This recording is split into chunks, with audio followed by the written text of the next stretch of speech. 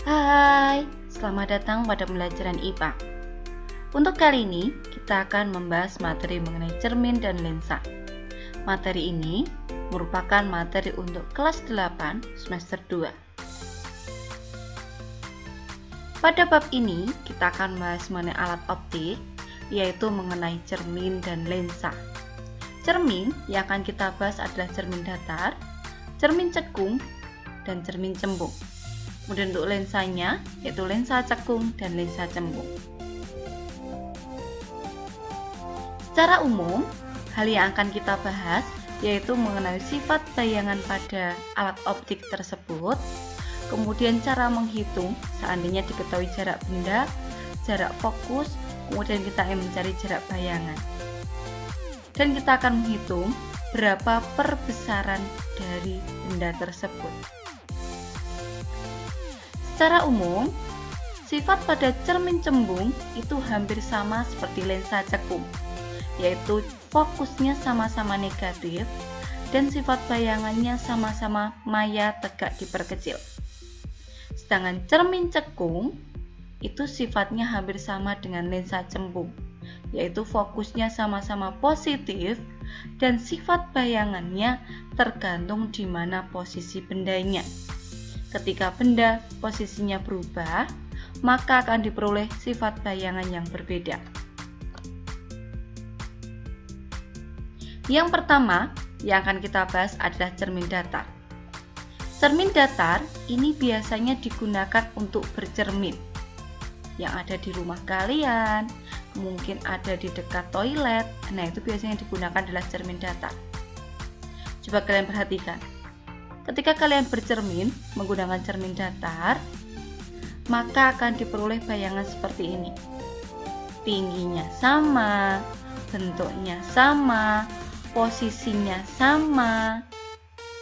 Nah, tetapi ketika bendanya ada di depan cermin, bayangannya akan pada belakang cermin.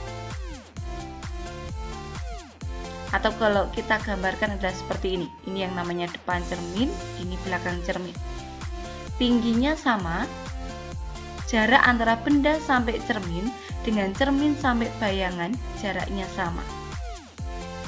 Posisi kepala sama-sama di atas. Maka sifat bayangannya itu adalah maya. Kenapa maya? Karena bayangannya di belakang cermin. Otomatis bayangan tidak bisa kita pegang. Itu yang namanya adalah maya. Kemudian sifat bayangan kedua, tegak. Artinya ketika benda posisinya berdiri, maka bayangannya posisinya sama-sama berdiri. Itu namanya tegak. Sama besar. Maksudnya apabila tingginya 1,5 meter, maka bayangannya juga 1,5 meter. Ukurannya sama. Itu yang namanya sama besar. Sehingga bisa kita simpulkan, sifat bayangan pada cermin datar itu adalah maya, tegak, sama besar. Selanjutnya kita akan membahas mengenai cermin cekung. Cermin cekung pada kehidupan sehari-hari bisa kita temui pada di sini, cermin pada mikroskop di bawah yang digunakan untuk mengumpulkan cahaya. Kemudian bisa juga pada reflektor senter, reflektor pada bagian lampu sorot, atau yang paling mudah kita temui adalah pada sendok. Cermin cekung bentuknya adalah seperti lekuan seperti ini. Ini yang namanya depan cermin, ini yang namanya bagian belakang cermin. Contohnya adalah pada reflektor di sini. Pada cermin cekung ada yang namanya pembagian ruang pada cermin cekung. Kalian perhatikan, ini yang namanya cermin cekung. Ini depan cermin, ini belakang cermin. Pada cermin nanti ada yang namanya titik fokus, ada yang namanya titik pusat kelengkungan cermin. Biasanya titik fokus ini disimbolkan dengan huruf F.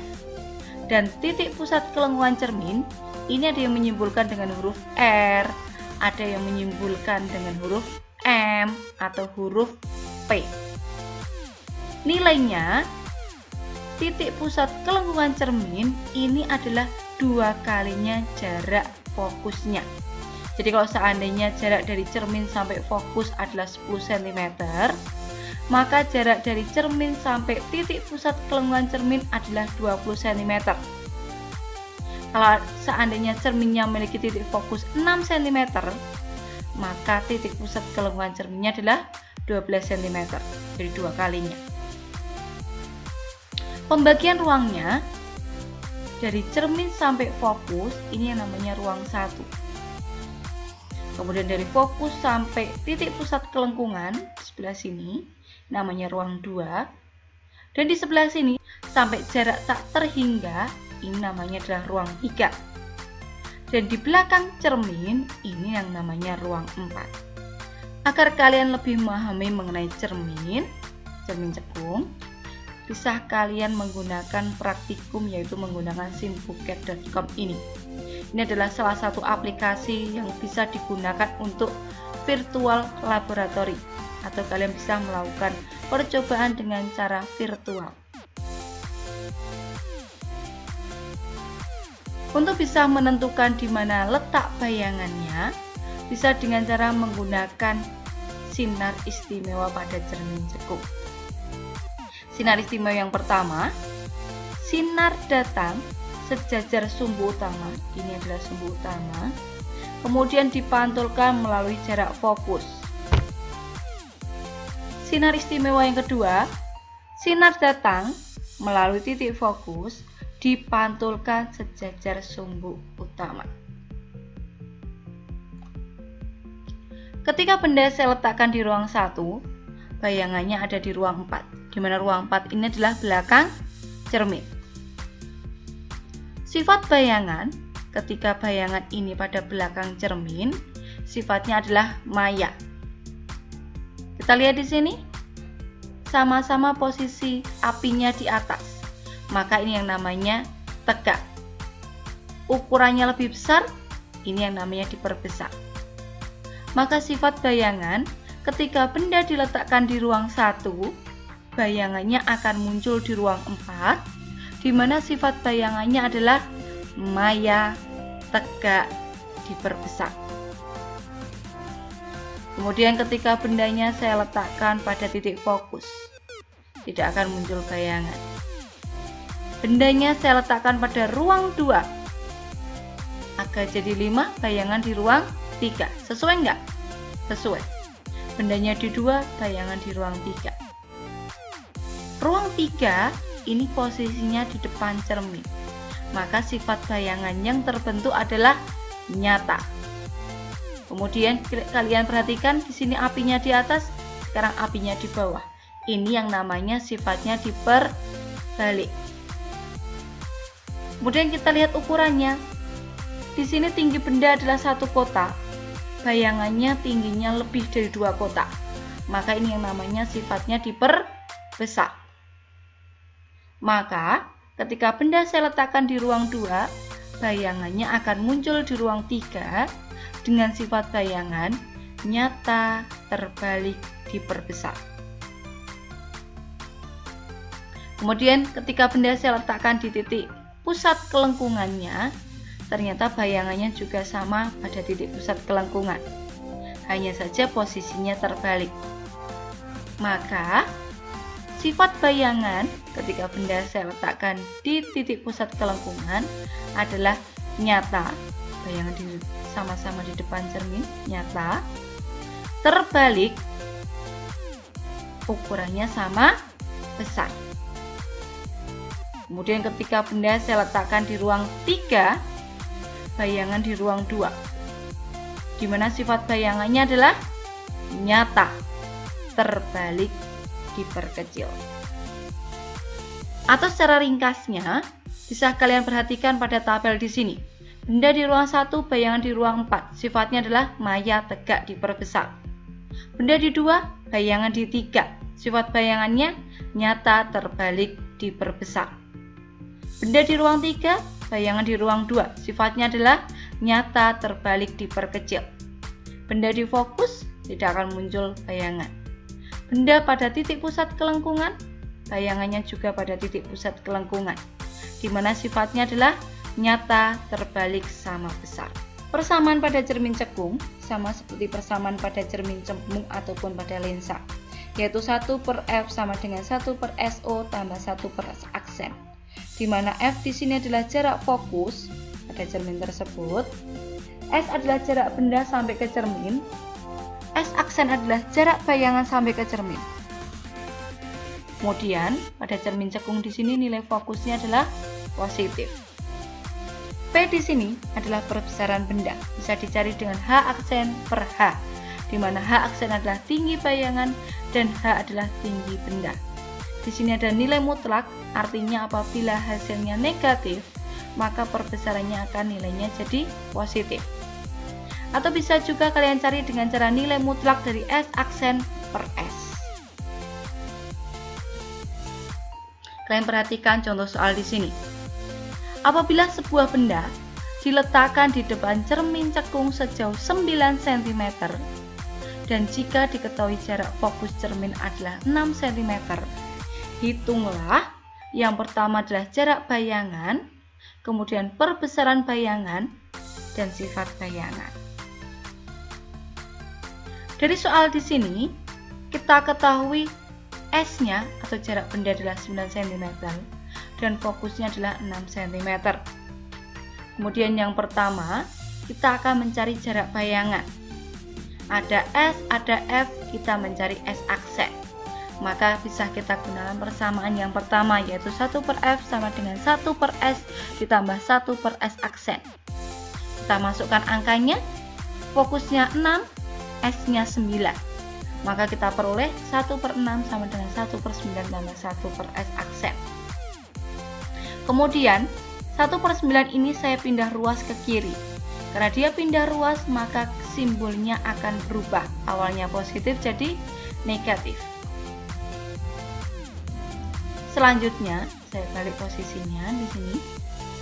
6 dengan 9 ketemu pada penyebut 18. 6 jadi 18 kalikan 3, atasnya juga kalikan 3. 9 jadi 18 kalikan 2, maka atasnya juga saya kalikan 2. Sehingga kita peroleh 1/S aksen adalah 3/18 dikurangi 2/18. 3 kurangi 2, hasilnya adalah 1/18. Karena kita ingin mencari jarak bayangan, maka kita putar pada persamaan di sini. S aksen dibagi 1, nilainya sama S aksen. 18 bagi 1, nilainya 18 cm. Sehingga ketika benda saya letakkan pada jarak 9 cm pada cermin yang memiliki jarak fokus 6 cm, maka akan diperoleh bayangan yang jaraknya adalah 18 cm. Kemudian selanjutnya saya akan menghitung perbesaran bayangan. Di sini yang kita ketahui adalah S aksen dengan S. Maka kita gunakan persamaan S aksen dibagi S, 18 dibagi 12. Maka kita peroleh perbesarannya adalah 1,5 kali. Sifat bayangannya, karena di sini S aksennya nilainya adalah positif, maka sifat bayangannya adalah nyata. Jodohnya nyata selalu diperbalik.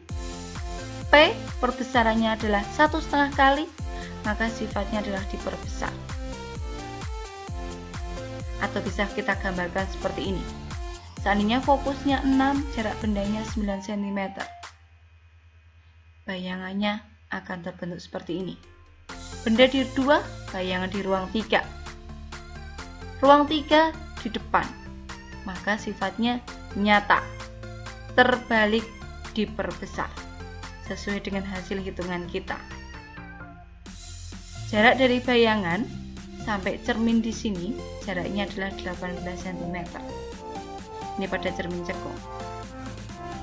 Kemudian contoh soal yang kedua, apabila sebuah benda diletakkan di depan cermin cekung sejauh 12 cm, jarak fokusnya 6 cm, kemudian kalian suruh menghitung jarak bayangan, perbesaran bayangan, dan sifat bayangan.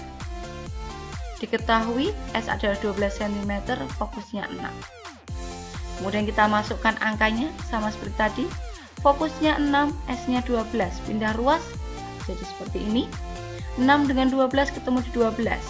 2 per 12 dikurangi 1 per 12, maka kita peroleh 1 per 12. Maka S aksennya adalah 12 cm. Perbesarannya S aksen per S, 12 cm dibagi 12 cm, maka perbesarannya 1 kali. Sifat bayangan S aksen positif, maka sifatnya nyata diperbalik. P-nya 1 kali, maka sifatnya sama besar. Atau bisa kita gambarkan seperti ini. Fokusnya 6, jarak bendanya 12. Maka akan terbentuk bayangan juga pada titik pusat kelengkungan itu dengan jarak sama-sama 12, tingginya sama. Dengan sifat bayangan adalah nyata, terbalik, sama besar. Selanjutnya pada cermin cembung. Cermin cembung ini biasanya contohnya kita gunakan sebagai kaca yang dipasang pada pertigaan jalan atau perempatan jalan. Pada cermin cembung, kebalikan pada cermin cekung. Jadi kalau cermin cembung ini, depan cermin itu adalah bagian yang menggembung. Sedangkan di sini, ini yang namanya belakang cermin. Ketika kita meletakkan benda itu posisinya bisa kita lakukan hanya pada depan cermin, adanya di ruang 4. Sifatnya sama seperti pada cermin cekung, jumlah ruang benda dengan ruang bayangan jumlahnya harus 5. Maka kalau bendanya selalu di ruang 4, bayangan yang muncul adalah selalu di ruang 1. Di mana ruang 1 di sini adalah di belakang cermin, maka sifatnya adalah maya.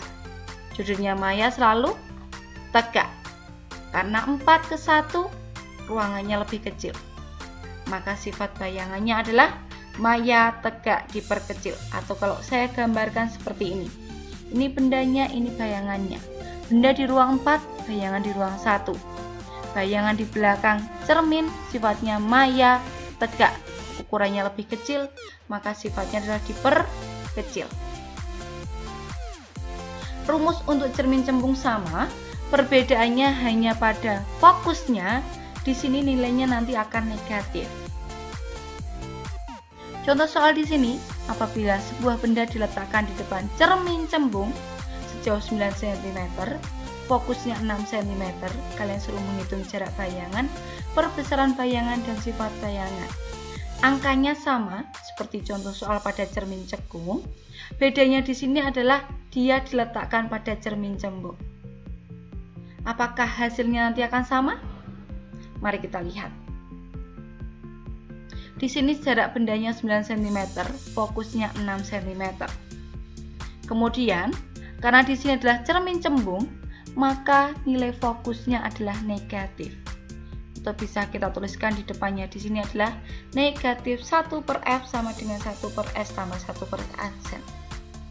Kita masukkan angkanya, kita pindah ruas, maka kita peroleh 1 per S aksen sama juga negatif 3 per 18 dikurangi 2 per 18. Negatif 3 dengan negatif 2, kita peroleh hasilnya negatif 5 per 18. S aksennya adalah kita balik, negatif 18 dibagi 5, maka kita peroleh S aksennya adalah negatif 3 per 6 cm. Kemudian perbesaran bayangan S aksen per S. Kan di sini ada nilai mutlak, maka nilainya jadi positif. 3,6 dibagi 12. Kita peroleh perbesaran bayangannya adalah 0,3 kali. Maka sifat bayangannya, karena nilai S-nya adalah negatif, otomatis bayangannya ada di belakang cermin. Sifatnya maya, judulnya maya selalu tegak. Perbesaran 0,3 kali, artinya di bawah 1. Maka sifat bayangannya adalah diperkecil.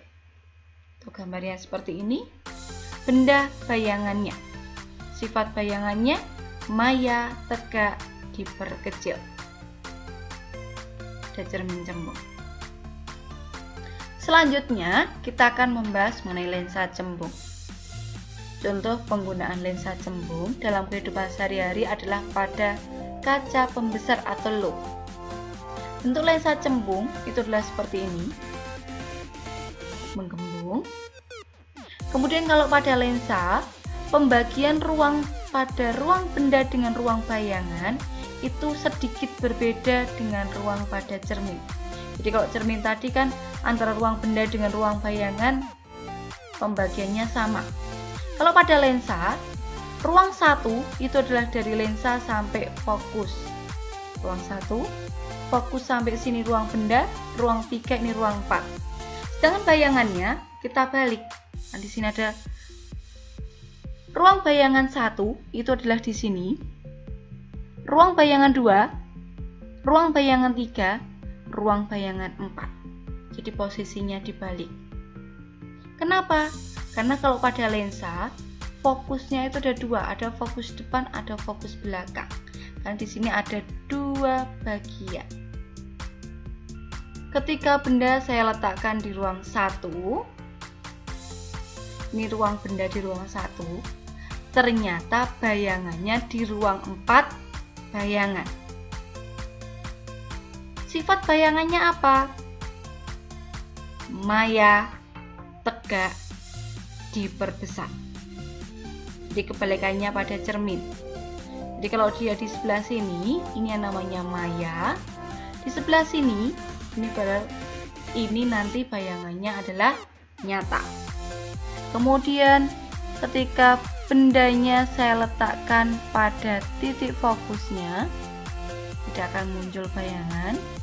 Benda di ruang 2, bayangannya juga di ruang 3. Sifat bayangannya adalah nyata, terbalik, diperbesar. Benda saya letakkan pada titik pusat kelengkungan, bayangannya juga pada titik pusat kelengkungan, tapi posisinya di sini. Sifat bayangannya apa? Nyata, terbalik, sama besar. Kemudian ketika bendanya di ruang 3, bayangannya di ruang 2. Apa sifatnya? Nyata, terbalik, diperkecil. Ketika kalian perhatikan, sifat bayangannya itu hampir mirip dengan sifat bayangan pada cermin cekung. Hanya saja, kalau pada lensa, itu posisi ruang bayangannya kebalikan pada ruang bendanya. Tabelnya seperti ini, sama seperti pada sifat bayangan pada cermin cekung. Hanya saja posisi bayangan saja yang berbeda. Di sininya sama seperti cermin cekung. Persamaannya sama seperti cermin cekung juga.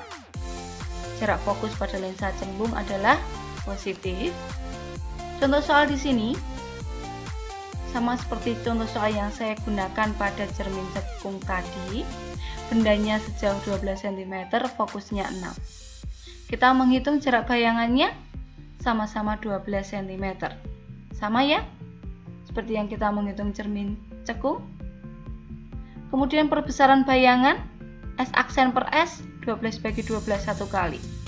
Sifat bayangannya nyata diperbalik sama besar. Tetapi di sini pembentukan bayangannya karena bendanya di P atau pada titik pusat kelengkungan, bayangannya juga sama-sama di titik pusat kelengkungan. Tetapi kalau bendanya di sini, P pada ruang bayangan adalah pada posisi ini. Ini pada lensa cembung. Selanjutnya kita akan membahas mengenai lensa cekung.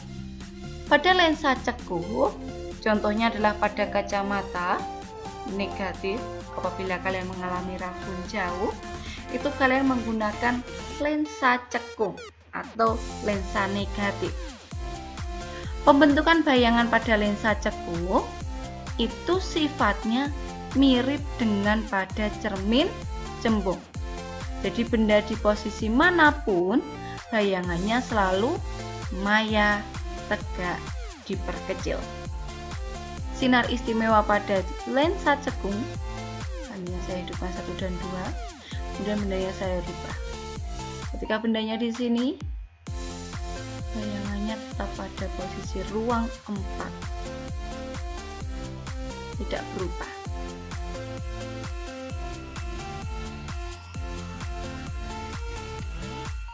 Maka bisa kita simpulkan, sifat bayangan pada lensa cekung itu selalu maya, tegak, diperkecil. Persamaan pada lensa cekung itu sama seperti pada cermin cembung, yaitu jarak fokusnya adalah negatif.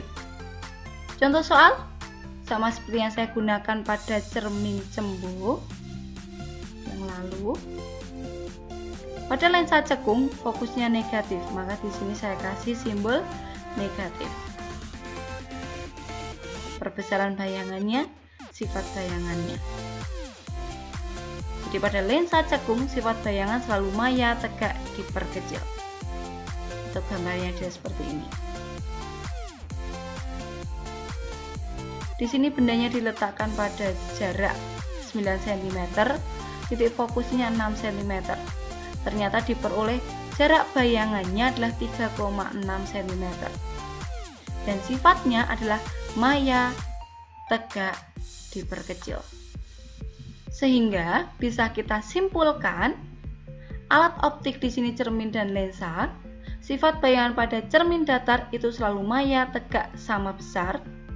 Cermin cembung, sifat bayangannya sama seperti lensa cekung, maya, tegak, diperkecil, di mana fokusnya adalah negatif.